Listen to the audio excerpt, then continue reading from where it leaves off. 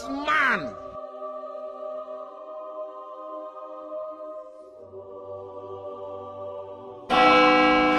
Urakaza neza mu rubanza.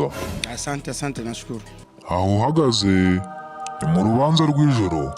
Nizere ko wari ubizi. Baramanuye ndahanurwa ko ndafise abankuriye. Yego ni byiza. Wavuga amazina yawe dutangira urubanza. Ndi Farias kanzo nzokora ndi Farias. Rekeraho kubeshya. Raporo yatanzwe na Marayika igaragaza ko witwa Mugani Desire.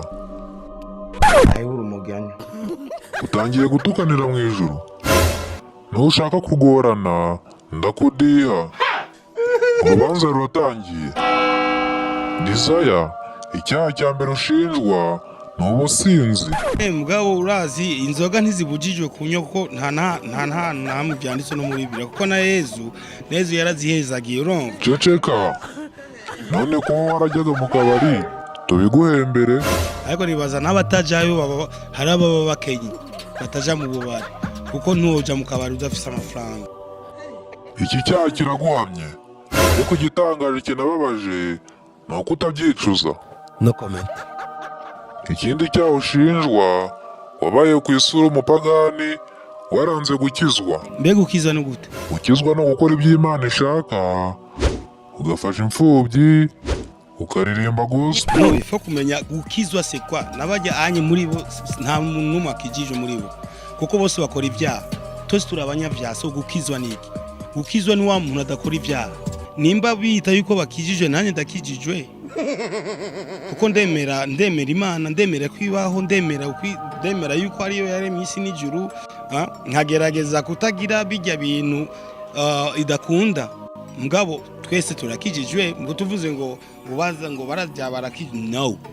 Gukizwa n'umuntu adakora icyaha kintu na kimwe. Uratangaje cyane.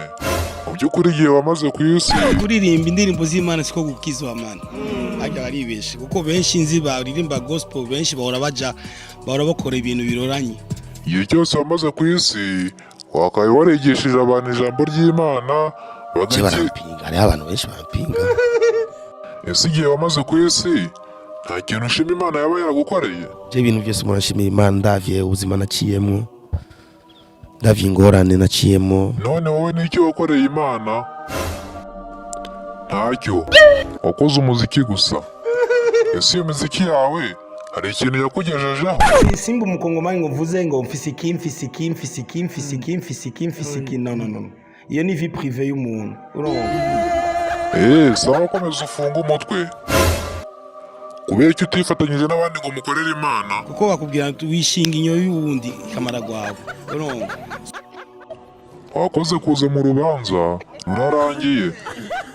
Hari icyifuzo waba ufite mbere yuko mfata umwanzuro wa nyuma?